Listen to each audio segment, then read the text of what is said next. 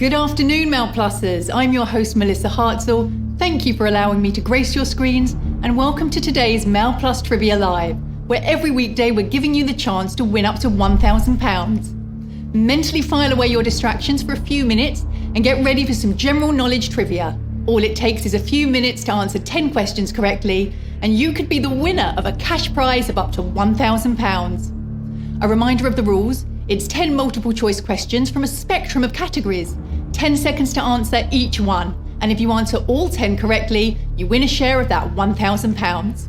But just a warning, when you tap the answer, there's no changing it, and 10 seconds goes by very fast, so you better be quick when making your decision. Just one tap, and there's no going back. Stay dedicated. If you happen to miss question 1, your chances of winning the prize will be over before they've even begun, so try not to be late. And if you get one wrong along the way, you won't be able to win the money, but you can of course stick around and play for fun. You might well learn some interesting trivia as we go on, and it might come in handy for the next time you play. So how are you feeling? Chomping at the bit to get going? Well then, let's get the quiz ball rolling with question 1. Which sign of the zodiac means twins in Latin? Sagittarius, Capricorn, or Gemini? The constellation was first referenced in the work of Aristotle as far back as 337 BC, describing what he believed to be Jupiter passing through it. Amazing what you can see with the naked eye? It's Gemini, that's Latin for twins. Geminis are said to be expressive, quick-witted, sociable, and ready for fun, with a tendency to suddenly get serious, thoughtful, and restless. This sudden change represents two different personalities in one, depicted by the twins in the Gemini constellation. Here's question 2.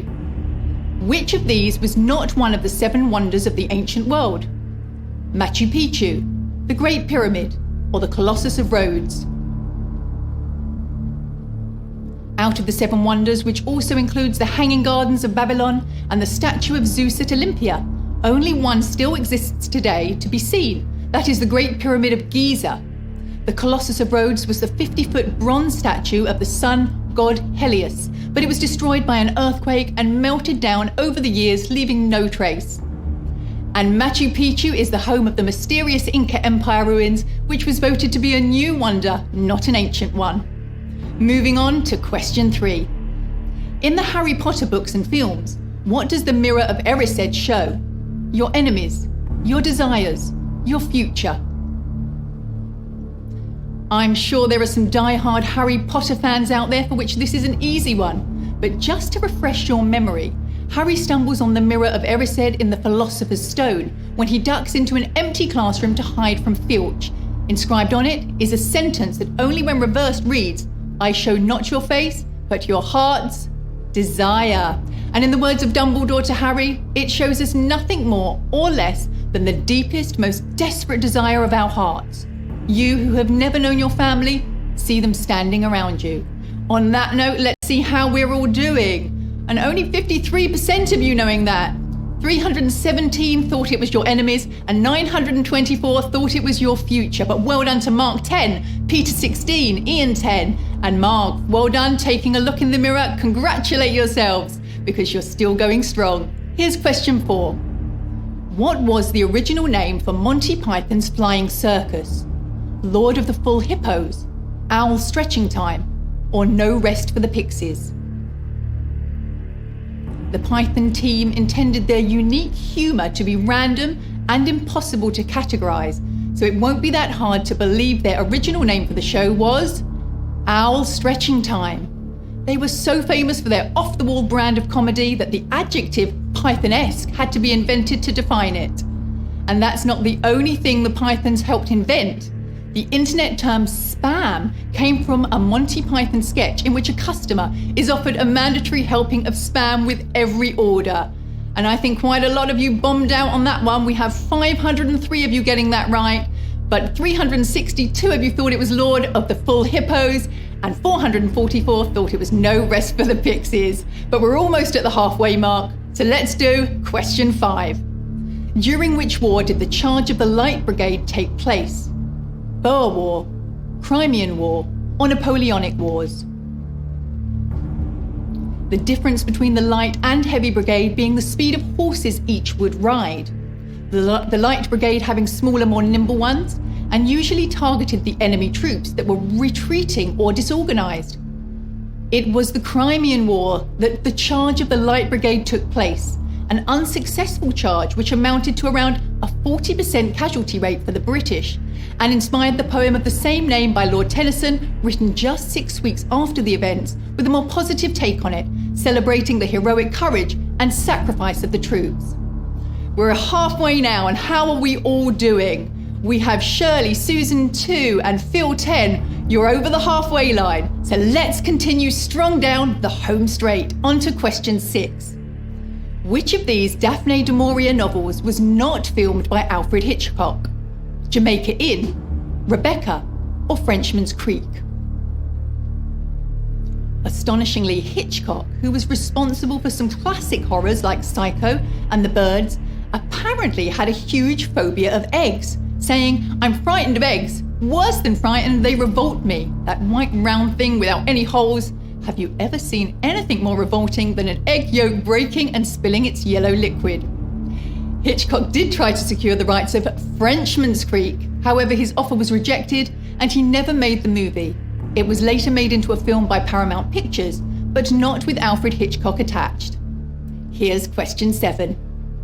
Which of these American cities is not a state capital? Springfield, Illinois, Carson City, Nevada, or Los Angeles, California? And just a couple of extra state capitals you might not know. The state capital of Hawaii is Honolulu, Alaska is Juneau, and of New York, it's Albany. Although arguably the best known city out of all 3 options here for our question, Los Angeles, California is not a state capital. It's actually Sacramento, which has previously been an answer in a previous quiz, proof that it certainly pays to be a loyal player. And that one has tripped a few of you, but we have 317 of you sailing through. Well done to Iona, Jane Trek, and Trivia King. You're still in with a shot of winning the cash. We've got 3 questions left. Question 8. What was the name of the first ocean liner to exceed 1,000 feet in length? Titanic, Normandy, or QE2? Sailing at exactly 1,030 feet, it was the first ship to be constructed under the new Safety of Life and Sea laws. It also was the first to replace the old third-class tickets with new, more attractive-sounding tourist class. However, not much of it remains today, because the Normandy sank off the coast of New York after catching fire and capsizing in 1942. The Titanic, and the first casualty of the Atlantic among those options, was only 882 feet long, and the QE2 is 963 feet long, now a floating hotel currently in Dubai. Only 2 questions left. Well done for making it this far. On to our penultimate question, number 9. Which of these prime ministers was not educated at Eton College? Harold Macmillan, Neville Chamberlain, Anthony Eden. In total, 20 prime ministers went to school at Eton College, the earliest being Robert Walpole, who held office in 1721, and the most recent, of course, being Boris Johnson. Winston Churchill was not educated at Eton, but at rival school Harrow, and amongst our options, here it was Neville Chamberlain, who was educated at Rugby School, then attending science-specific Mason College in Birmingham to read metallurgy, which is a study of the physical and chemical behaviour of metals. A very tricky one to see us through to the final question. We have 132 of you eyeing up the prize. Well done to Tim 14 and Rebecca 1. Let's see what we have in store for you with our final question, number 10. Which of these is a type of fish? A fringe-backed fire eye, a bowland fringe, a sarcastic fringehead.